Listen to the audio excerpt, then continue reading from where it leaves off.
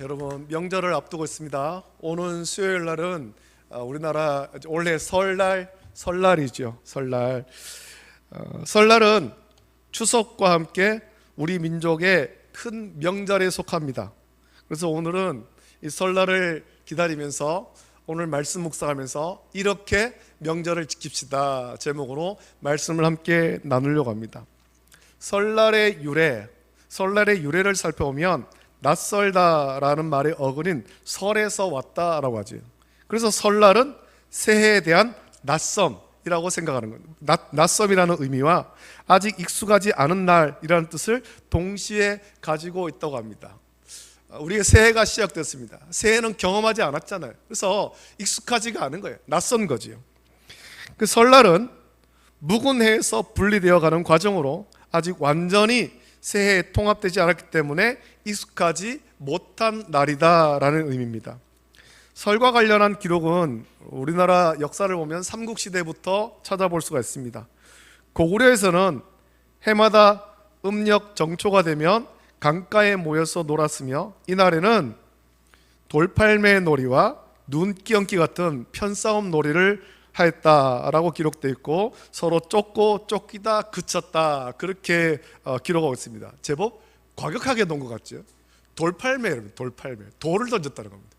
오늘날에는 아이들 눈을 뭉쳐서 눈을 던지는데 고구려 시대는 제법 과격하게 논 것 같아요. 돌팔매입니다. 아마 이제 눈을 뭉쳐서 그렇게 던졌을 것 같습니다.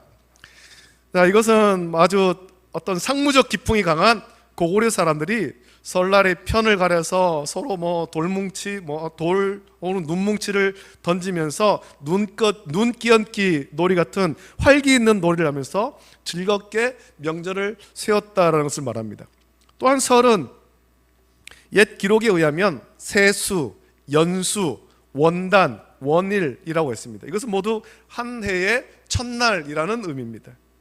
자, 그런데 유구한 역사 동안 민족의 대명절로 지켜던 설은 구한 말인 1895년 양력이 채택되면서 신정과 구별되는 구정으로 빛이 바래기 시작했고 일제강점기에는 설을 세는 사람들이 핍박받는 사태까지 이르렀다는 거죠. 음력으로 이 음력 설날을 지키는 것이 핍박받기 이렇습니다. 왜냐하면 그때는 다 양력을 지키도록 그렇게 했기 때문에. 그래서 설날이면 학생들의 도시락을 조사해서 제사 음식을 싸온 학생들에게 벌을 주는 일도 그때는 있었다라고 합니다. 그 후에 1985년 설날을 민속의 날 그렇게 정하면서 설의 명칭을 되찾아 오늘에 이르게 된 겁니다. 자, 그런데 왜 이렇게 설날이 오락가락하게 되었을까요? 양력으로 설을 셌다가 또 이제 1985년부터는 음력으로 세를 세고 그것은 제 아무리 세계관이 산업화니 해도 우리 민족 고유의 감정을 바꿀 수 없었기 때문입니다. 그리고 설을 세는 민족으로는 우리나라와 중국 그리고 베트남 정도가 있다고 하죠. 설날은 추석과 함께 우리나라에서는 아주 큰 명절입니다. 이스라엘도 민족의 명절이면 온 민족이 이동하는 일이 있습니다. 우리는 명절 때 고향을 찾아서 이동합니다. 요즘에는 굳이 고향을 찾기보다는 이렇게 이번처럼 연휴가 임시 공휴일까지 정해져서 제법 길고 이러면 사람들이 좀 삶이 형편이 좀 많이 좋아져서 펜션에 가거나 더러 해외로 여행 가는 그런 사람들도 있는데 전통적으로는 고향을 찾아가지요. 이스라엘도 이동을 합니다. 그러나 그들과 우리가 다른 점은 우리는 고향을 찾아 명절을 보내러 가지만 그들은 성전이 있는 예루살렘으로 갔다는 겁니다. 명절이 되면 예루살렘으로 간 겁니다. 그들은 성전에서 하나님을 예배하고 말씀 나누는 시간을 그 명절 동안 가진 거예요. 이스라엘 최대의 명절은 유월절이죠. 하나님의 거룩한 구속사 드라마에서 1막은 구약이고 2막은 신약인데 구약에서 제일 중요한 사건은 출애굽 사건이고 신약에서 가장 중요한 사건은 예수 그리스도의 구속사인 것입니다. 그리고 예수 그리스도 이전에 구약에서 복음의 진리를 가장 잘 설명한 것이 유월절 어린 양이라고 합니다. 이스라엘을 장차 그 재앙으로부터 구원하는 데 필요한 유월절 양에 대한 조건이 무엇입니까? 그것은 어린 양 가운데 흠 없고 1년 된 수컷이어야 했습니다. 병들거나 온전치 못한 것은 결코 유월절 어린 양이 될 수 없었습니다. 유월절 양에는 완벽한 상태의 어린 양이 요구되죠. 이것은 무엇을 의미합니까? 유월절을 통해 이스라엘 백성들이 애굽의 그 종에서 해방된 출애굽 사건은 죄인이 죄와 사망에서 해방되어 구원받는 것을 예표합니다. 그런데 이스라엘 백성이 출애굽 사건의 토대가 된 그 장자 재앙에서 구원받기 위해서 유월절 어린 양의 희생이 요구되었듯이 죄인이 하나님의 심판에서 구원받기 위해서는 영적 유월절 어린 양인 그 어린 양의 희생이 요구되었고, 그런 영적 유월절 어린 양의 희생 제물은 유월절 어린 양이 흠이 없고 완벽해 했듯이 죄와 허물이 없어 했습니다. 그분도 흠도 없고 점도 없는 어린 양 같은 예수님이라고 성경은 말씀하고 있습니다. 우리 예수님은 우리와 같이 연약한 인간의 몸을 입고 오셨지만 죄가 없이 이 땅에 오셨잖아요. 성령으로 잉태되어 동정녀 마리아에게 탄생하셨습니다. 그래서 예수님은 죄가 없이 이 땅에 오신 겁니다. 흠도 없고 점도 없이 온전한 모습으로 오셔서 우리의 모든 허물과 죄를 대신 지시고 유월절 어린 양으로 우리를 구원하신 것입니다. 애굽 전역에 하나님의 무서운 심판의 밤이 왔을 때 이스라엘 백성은 하나님이 시키시는 대로 유월절 양을 잡아서 문설주와 임방에 바르고 피를 뿌리고 발랐습니다. 하나님의 심판의 날이 애굽 전역에 그 번개와 같이 임하는 밤이었어요. 그러나 유월절 양의 피가 뿌려져 있는 이스라엘 집안에는 구원이 있었죠. 죽음이 넘어갔지 않습니까? 그 누구의 집이든 상관없이 그 어린 양의 피가 발려져 있는 집에서는 구원이 있었습니다. 그 집안에 있는 자들은 다 구원받았습니다. 유월절 양의 피를 볼 때 죽음이 넘어갔습니다. 유월절 양을 통해서 이스라엘은 구원받은 것입니다. 이 유월절 양의 피는 두말할 필요도 없이 장차 이 땅에 오셔서 흘리실 예수 그리스도의 보혈을 예표하는 거잖아요. 예수님은 그 제자들과 최후의 만찬을 잡수시면서 잔을 가지사 살해하시고 제자들에게 주시면서 이것은 많은 사람을 위하여 흘리는 바 나의 피 곧 언약의 피라고 말씀하셨습니다. 또 떡을 떼어 나눠주실 때 내 살을 먹고 내 피를 마시는 자는 영생을 가졌고 마지막 날에 내가 그를 다시 살리리라 라고 예수님께서 말씀하셨습니다. 우리는 예수 그리스도 십자가의 보혈로 말미암아서 죄와 사망의 그런 영원한 지옥의 형벌에서 구원받고 영생을 얻은 것입니다. 그래서 세례 요한은 자기에게 세례 받으러 나오시는 공생애를 시작하실 때 이제 세례 받으러 나오시는 예수님을 향해서 보라 세상 죄를 지고 가는 하나님의 어린 양이로다 라고 선포했습니다. 우리의 유월절 어린 양 되시는 예수님은 이스라엘 백성들의 유월절 절기에 우리를 대신해서 죽으심으로 우리를 허물과 죄에서 구원하였습니다. 유월절을 통해서 구원받은 이스라엘 백성은 하나님 구원의 은총을 감사하면서 일주일 동안 절기를 지켜야 했죠. 하나님께서 그렇게 지키라고 명했습니다. 그 절기가 무교절입니다. 무교절은 유월절인 정월 14일부터 21일까지 7일 동안 지키는 절기로 누룩을 넣지 않은 떡인 무교병만 먹어야 했습니다. 무교절에 누룩이 없는 떡을 먹게 하신 것은 이 누룩은 죄와 부패를 상징하는데 부패와 옛생활을 상징하는 애굽에서 구원받은 이스라엘 백성들이 성결하고 거룩한 삶으로 하나님을 섬기도록 교훈하기 위해서 그 무교절 일주일 동안 누룩 없는 떡을 먹게 하신 거죠. 이스라엘 백성을 애굽에서 이끌어내사 가나안 땅으로 들어보내시는 목적은 다른 데 있지 않고 하나님 자신이 거룩하신 것처럼 그의 백성들도 거룩하게 죄가 없이 거룩하게 살기 위해서입니다. 그것을 가르치시려고 하나님은 이스라엘 백성에게 무교절의 규례를 정하여 주시고 부패와 죄악을 상징하는 누룩이 섞인 유교병을 절대로 먹지 못하게 하신 겁니다. 오늘 고린도전서 5장 7절부터 8절 보면 구원받은 그리스도인들이 지켜야 할 명절의 방법에 대해서 이렇게 말씀합니다. 너희는 누룩 없는 자인데 새 덩어리가 되기 위하여 묵은 누룩을 내버리라. 우리의 유월절 양 곧 그리스도께서 희생되셨느니라. 이러므로 우리가 명절을 지키되 묵은 누룩으로도 말고 악하고 악의에 찬 누룩으로도 말고 누룩이 없이 오직 순전함과 진실함의 떡으로 하자라고 말씀합니다. 여러분, 누룩을 넣지 않은 그런 떡만 먹는다고 명절을 지키는 것이 아닙니다. 이 말씀은 우리의 어떤 영적인 삶을 또한 말하는 것입니다. 이러한 모습으로 우리가 살아가야 된다. 자, 그렇다면 예수님을 구주로 믿은 우리는 명절을 어떻게 지내야 되겠습니까? 영적으로 어떤 삶을 살아야 되겠습니까? 이 말씀 보면 누룩과 같은 죄악을 버려야 되는 것입니다. 묵은 누룩을 내버리라고 했는데, 이 묵은 누룩은 악독한 누룩과 같은 죄악들이 무엇입니까? 고린도전서 6장 9절부터 10절 보면 불의한 자가 하나님의 나라를 유업으로 받지 못할 줄을 알지 못하느냐, 미혹을 받지 말라. 음행하는 자나 우상 숭배하는 자나 간음하는 자나 탐색하는 자나 남색하는 자나 도적이나 탐욕을 부리는 자나 술 취하는 자나 모욕하는 자나 속여 빼앗는 자들은 하나님의 나라를 유업으로 받지 못하리라 라고 말씀하고 있습니다. 여러분, 이것이 영적으로 묵은 누룩인 것입니다. 이 말씀을 통해서 묵은 누룩을 살펴보면 첫째는 음행이지요. 각종 성적인 죄, 음란함을 말하고, 또한 여기는 이어서 나오는 그런 말씀 보면 영적인 음란함도 포함되는 것입니다. 둘째로는 탐욕인데, 썩어 없어질 세상의 것을 과도하게 탐내는 것입니다. 성경의 말씀 보면 탐심은 죄로 연결되는데, 야고보서 1장 15절 보면 욕심이 잉태한 즉 죄를 낳고 죄가 장성한 즉 사망을 낳느니라 라고 말씀합니다.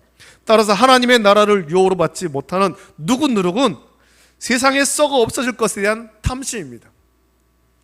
여러분, 간혹 이제 명절을 지내고 나면은 참 가슴 아픈 그런 뉴스들이 간혹 나오지 않습니까? 명절에 모여가지고 형제들이 모여서 재산 상속에 관해서 그 다툼이 생기고, 심지어는 그런 가운데 어떤 생명을 잃는 그런 사건도 종종 나오게 됩니다. 왜 그렇습니까? 탐심 때문이죠. 탐심. 세 번째는 우상 숭배하지 말라고 했습니다. 이게 영적인 음란함이지요. 예를 들어서 성도에게 점을 치러 가자라고 한다든지, 무슨 구슬을 하자고 한다든지 하는 그런 행위입니다. 여러분, 우리가 영적인 음란함을 다 버려야 됩니다. 우상 숭배를 버려야 되는 거예요. 그냥 명절에 여러분, 제사상에 절하지 않는다고 우리가 우상 숭배하지 않는다라고만 말할 수 있는 것이 아닙니다. 우리 마음 가운데 하나님보다 더 사랑하는 것, 그것을 품고 있다면 그것이 우상 숭배인 겁니다. 그것이 재물이든 혹은 권력이든 명예든 혹은 자녀든 하나님보다 더 사랑하고 더 아끼는 것, 더 과도하게 집착하는 것, 그것이 우상이지요. 그걸 버려야 되는 겁니다. 성도는 하나님만 경외하는 것입니다. 네 번째로는 이웃을 비방하지 말아야 됩니다. 타인에게 욕설이나 비방을 해서 모욕 주는 행위를 하지 말아야 되죠. 다섯 번째는 술 취하지 말라고 했습니다. 이 술을 먹고 만취해서 주정을 부리는 행위를 뜻합니다.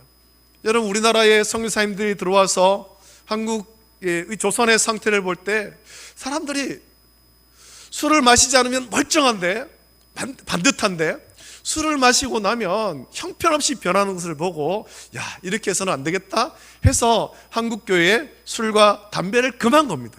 금한 거. 술은 사람을 엉망으로 만듭니다.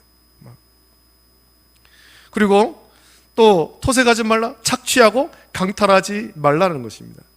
여러분, 우리가 예수님을 믿는다고 하면서 교회 안에서 이런 일들이 공공연하게 일어난다고 한번 생각해 보십시오. 성도라고 모였지만 하나님을 믿는다고 모였습니다. 그런데 성도들이 음란한 죄에 빠졌습니다. 청년들이 방탄하고 성도들이 모였을 때 그냥 나누는 그 이야기가 음담패설이 막 난무합니다. 성도가 하나님께 드리는 그 예물을 속이고 하나님을 믿는다고 하면서 무당에게 점치러 갑니다. 참 가슴 아픈 일은, 일전에 어떤 그 기사를 하나 본 적이 있습니다. 그 기사가 뭐였냐면, 그 무당들이 하는 얘기였어요. 무당들이 어떤 사람이 점을 치러 옵니까? 그러니까 뭐 이런저런 사람들이 옵니다 라고 얘기를 하는데, 그 끝에 가서는 얘기하는 거예요.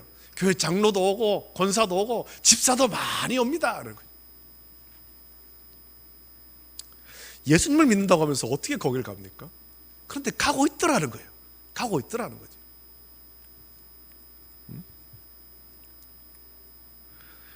신앙이 똑바로 서지 않으니까 그런 거지요. 또 성도들이 모여가지고 서로 칭찬하고 서로 사랑하고 서로 존중해야 되는데 헐뜯고 욕하고 비방합니다. 또 성도가 술에 취합니다. 무슨 일이 있으면 이거를 기도로 해결하려고 하지 않고 폭력으로 해결하려고 합니다. 한번 생각해 보십시오. 이런 일이 교회에 있으면 어떻게 되겠습니까? 그럼 교회가 온전한 교회가 될 수가 없죠. 그래서 바울은 그러한 자들이 있으면 교회에서 내어 쫓으라 라고 말한 것입니다.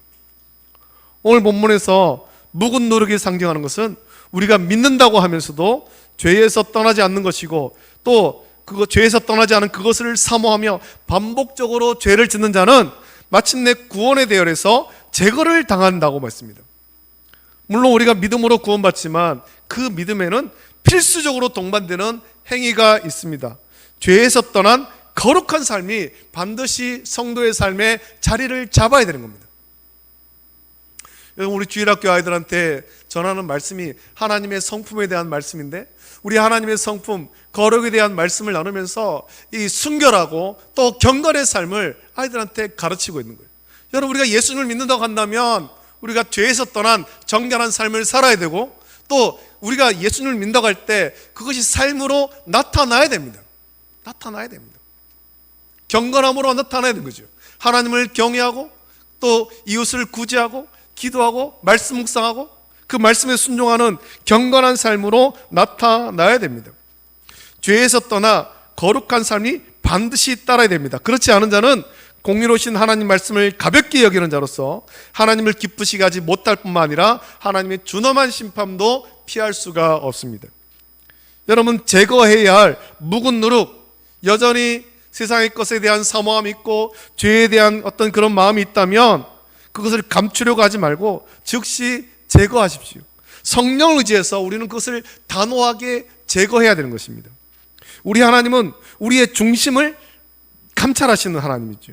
우리보다 우리의 죄악을 더 잘 아십니다. 그래서 우리는 두렵고 떨림으로 삶 속에서 철저하게 묵은 누룩, 예수님 믿기 전에 행하던 그런 악한 일들, 그 죄를 제거하고 거룩한 삶을 살아가야 됩니다. 성령을 따라 거룩한 삶을 살아야 되죠.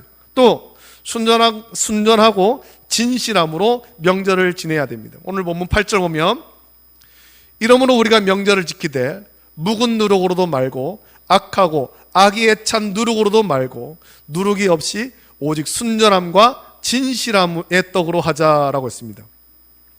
구원받은 성도는 소극적으로 죄를 멀리하고 살면서 또 적극적으로는 순전하고 진실하게 살아야 하는 것입니다. 여러분, 성결은 정말 중요하죠. 성결은 말 그대로 깨끗한 상태를 의미합니다. 여러분, 우리가 물건을 고를 때도 우리는 깨끗한 것을 고르지 않습니까? 어떤 제품을 샀을 때 새 것을 샀지만 어떤 흠이 발견되면 그것을 교환하잖아요. 새 것으로, 깨끗한 것으로 바꾸려고 하잖아요. 옷을 입어도 내가 오늘 하루 교회에 나올 때, 오늘 외출할 때도, 우리가 옷을 입을 때도 깨끗한 옷을 입으려고 하지요. 이왕이면 깨끗한 자리에 앉고 싶어 합니다. 음식을 먹어도 깨끗한 곳에서 정결한 음식을 먹고 싶어 합니다. 위생적으로도 청결함을 유지하는 것은 아주 중요합니다. 요즘 환경오염 문제가 전 세계적으로 심각하지요. 오염이 무엇입니까? 깨끗하고 청결해야 될 것이 더럽혀져 있는 것을 오염이라고 말합니다. 일단 세상에서만 아니라 영적 생활에서도 청결함, 성결함은 아주 중요한 것입니다. 디모데전서 2장 20절부터 21절 보면, 큰 집에는 금그릇과 은그릇뿐 아니라 나무그릇과 질그릇도 있어 귀하게 쓰는 것도 있고 천하게 쓰는 것도 있나니, 그러므로 누구든지 이런 것에서 자기를 깨끗하게 하면 귀히 쓰는 그릇이 되어 거룩하고 주인의 쓰심에 합당하며 모든 선한 일에 준비함이 되리라 라고 말씀합니다. 만약 누구든지 죄를 멀리하고 성령으로 자신을 깨끗하게 하면 우리 삶의 주인이신 우리 주님이 쓰기에 귀하고 거룩한 그릇이 된다라는 거예요. 그런 사람은 언제나 좋은 일에, 하나님의 선한 일에 쓰임받게 되는 것입니다. 우리가 세상에서 많은 것을 가지고 많이 배우고 어떤 힘이 있고 그렇다고 하나님 나라 일에 쓰임받는 것이 아니라, 이런 것 가운데서 자기를 깨끗하게 하는 거예요. 마음을 깨끗하게 하는 겁니다. 성령으로 깨끗하게 하는 것입니다. 우리를 오염시키는 죄를 성령의 불로 소멸하고 깨끗하게 할 때 그 사람이 하나님께 쓰임받는 것입니다. 하나님 말씀을 통해서 볼 때 신앙적으로 금그릇, 은그릇이 따로 있는 것이 아닙니다. 죄를 멀리하고 성결한 삶을 살면 그 사람이 하나님께서 귀하게 쓰시는 그릇이다 라고 말씀합니다. 귀한 그릇은 귀한 일에 사용되듯이 하나님은 성결한 사람을 가장 귀하게 여기시고 그를 가장 고귀한 일에 사용하시는 거예요. 우리가 무엇이 되느냐 혹은 무엇을 하느냐도 중요하지만 그것보다 더 중요한 것은 우리가 하나님 앞에서 깨끗한 삶을 사는 것입니다. 하나님 말씀 따라 순종하고 성령을 따라 정결한 삶을 사는 것입니다. 그리고 성도의 삶은 진실을 해야 됩니다. 여러분 이 이야기를 한번 들어보셨을 거예요. 옛날에 어떤 나라의 임금이 자기 딸의 사윗감을 찾는데 어떤 사람을 사윗감으로 찾을까 고민하다가 한 가지 시험을 내지요. 사위가 되고 싶은 사람들 다 불러 모으고 그들에게 꽃씨를 나눠줬습니다. 꽃씨를 나눠주고 제일 아름다운 꽃을 길러오는 사람을 사위로 뽑겠다라고 했습니다. 그래서 많은 그런 후보들이 모였고 임금에게 꽃씨를 받았습니다. 가서 일정 기간 주면서 꽃을 길러오라 그렇게 명했습니다. 얼마 후에 기간이 지난 후에 많은 후보자가 저마다 화분을 들고 오는데 아름답고 탐스럽게 핀 그런 화분을 다 들고 온 거예요. 임금님이 그 가져온 꽃들을 하나하나 살펴보는데 너무 아름다운 꽃들이 피어와서 감탄하면서 이제 구경 삼아 이제 그것을 심사했습니다. 그런데 그 중에 맨 끝에 선 어떤 후보자는 꽃이 피어있지 않은 빈 화분을 들고 온 거지요. 그것을 가지고 와가지고는 근심하면서 심사를 기다리고 있었습니다. 다 보고 마지막에 그 사람한테 가서 임금님이 묻죠. 다른 사람은 다 이렇게 예쁜 꽃이 핀 화분을 들고 왔는데 너는 왜 아무것도 없는 빈 화분을 들고 왔느냐 물었습니다. 그러자 그는 하는 말이 내가 정말 정성을 다해서 예쁜 화분에 흙도 고운 흙을 넣고 거름도 넣고 씨를 넣고 물도 열심히 주고 햇볕도 열심히 쬐겠지만 아무리 그렇게 해도 꽃이 안 피었습니다. 아무리 해도 꽃이 안 피었습니다. 그래서 빈 그대로 가지고 왔습니다 라고 대답했습니다. 그래서 임금은 그 사람을 얼싸안고 그 많은 사익감 후보 중에서 신하들한테 선포한 겁니다. 이 나라에 진실한 사람은 이 한 사람밖에 없다. 내가 나눠준 그 꽃씨는 꽃을 피울 수 없는 죽은 씨앗이었다라는 거예요. 죽은 씨앗. 그래서 이 아름다운 앞에 다른 사람들 다 아름다운 꽃을 핀 화분을 가져왔지만 그들은 다 거짓말쟁이고 속임수를 쓴 거다라고 말했습니다. 여러분 참된 그리스도인의 삶의 특징은 그 안에 속임이 없다는 겁니다. 거짓이 없는 거예요.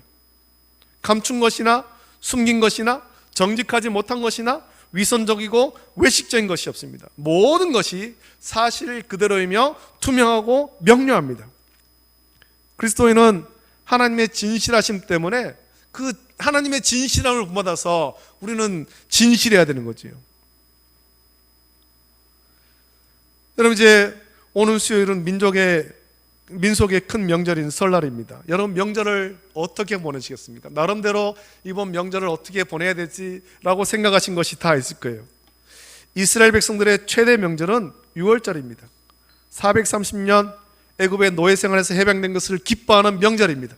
이와 마찬가지로 성도들도 지켜야 할 영적 6월절이 있는데 우리의 6월절 양으로 희생되신 예수 그리스도로 말미암아 죄와 사망에서 구원받은 성도들이 지켜야 되는 명절입니다. 그 명절을 지키는 방법에 대해서 바울은 이러므로 우리가 명절을 지키되 묵은 누룩으로도 말고 악하고 악의에 찬 누룩으로도 말고 누룩이 없이 오직 순전함과 진실함의 떡으로 하자라고 했습니다. 이스라엘 백성들은 무교절을 일주일 동안 지켰습니다. 일주일은 성도의 일평생을 상징하는 거예요. 그냥 그 일주일 동안만 그렇게 살 것이 아니라 그 일주일을 그렇게 지키면서 내 평생 하나님 앞에서 이렇게 살겠습니다 결단하는 거죠. 우리가 모두 예수님을 믿지 않던 때에 행하던 묵은 누룩, 음란함과 탐욕, 남을 비방하는 죄악을 멀리하고 이스라엘 자손이 하나님이 베푸신 구원의 기쁨과 감격으로 명절을 지켰듯이 일생을 성결함과 진실함으로 살아가며 온 가족이 하나님을 경배하며 구원의 기쁨을 누리는 그런 명절 보내는 저와 여러분 되시기를 예수님의 이름으로 축복합니다. 이 시간에 함께 이 찬양 같이 부르고 기도하기를 원합니다. 우리 주님 마음 내게 주셔서 함께 찬양 드리고 우리가 이 말씀과 같이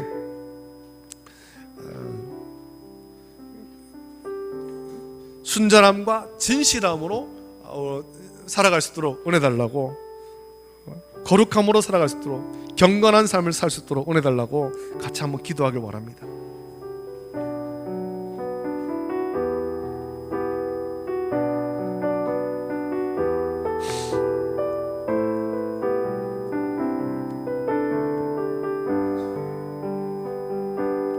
보소서 주님, 나의 마음은 선한 것 하나 없습니다. 그러나 내 모든 것 주께 드립니다. 사랑으로 안으시고 날 새롭게 하소서. 주님 마음 내게 주소서. 내 아버지 주님 마음 내게 주소서. 나를 향하신 주님의 뜻이 이루어지도록 주님 마음 내게 주소서. 내게 사랑을 가르치소서. 내게 사랑을 가르치소서.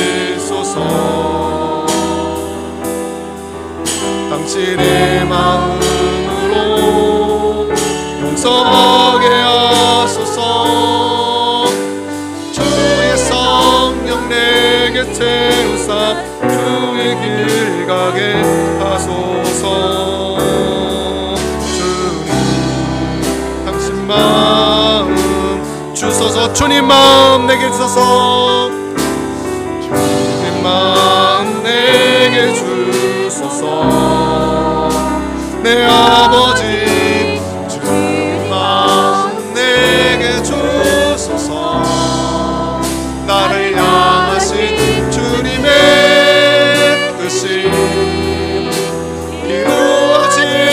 이루어지도록 주님 마음 내게 주소서. 시간에 함께 기도하길 원합니다. 오직 순전함과 진실함으로 묵은 누룩을 버리고 오직 순전함과 진실함의 떡으로 하자. 여러분, 우리가 세상을 따라가는 것이 아니라 우리는 하나님의 거룩하신 몸 받아서 거룩한 삶을 살고 순결한 삶을 살고 진실한 삶을 살기를 원합니다. 명절을 보낼 때 우리가 또한 그런 마음으로 형제와 의를 사랑하고 또 그렇게 기쁘고 즐거운 시간을 보낼 수 있도록 은혜 달라고 같이 기도하시고, 특별히 기도할 때 이 명절 우리 가정이 다 예수님 믿는 복된 가정 될 수 있도록 은혜 달라고 같이 기도하시기를 원하고, 오가는 길 가운데 지켜달라고 이 제목 가지고 우리 합심하여서 시간에 함께 기도하겠습니다. 좋으신 아버지 하나님, 사랑과 은혜를 감사합니다. 아버지 하나님, 오늘 또 거룩한 주일에 모여 하나님을 예배하게 하심을 감사함을 드립니다. 오늘 말씀을 기억하면서 아버지 하나님, 우리가 영적인 명절을 잘 지키게 하시고, 또한 아버지 하나님, 묵은 누룩 예수님 믿기 전에 행하던 그런 모든 죄악들, 악한 것들, 우상 숭배, 탐심 다 버리고 오직 순전함과 아버지 하나님 진실함에 거룩함으로 살아갈 수 있기를 원합니다. 하나님의 거룩하신 몸 받아서 거룩하기를 원하고 경건의 삶을 살기를 원하고 아버지의 정결한 삶을 살아갈 수 있도록 은혜를 베풀어 주시옵소서. 아버지 하나님, 명절을 앞두고 있습니다. 명절 또 아버지 우리 성도들이 가족과 함께 모여서 명절을 지날 때 아버지 하나님 행복하고 즐겁고 특별히 아버지 하나님 우리의 가정이 우리 성도들 가정이 다 예수님 믿는 가정으로 온전하게 설 수 있도록 은혜를 넓혀 주시기를 간절히 소원합니다. 온 식구가 예수님 믿고 또 아버지 하나님 주님을 찬양하며 복된 시간 둘러보내게 하여 주시기를 원하고 또 먼 길을 오갈 때 주께서 지켜주시사 안전하게 오갈 수 있도록 주여 은혜로 인도하여 주시옵소서. 오늘 아버지 하나님 예배 모든 예배 가운데 성령께서 친히 간섭하시고 은혜를 베풀어 주시기를 간절히 소원하옵나이다. 감사합니다. 좋으신 아버지 하나님 사랑과 은혜를 감사합니다. 아버지 하나님 이제 오늘 수요일 설 명절을 앞두고 있습니다.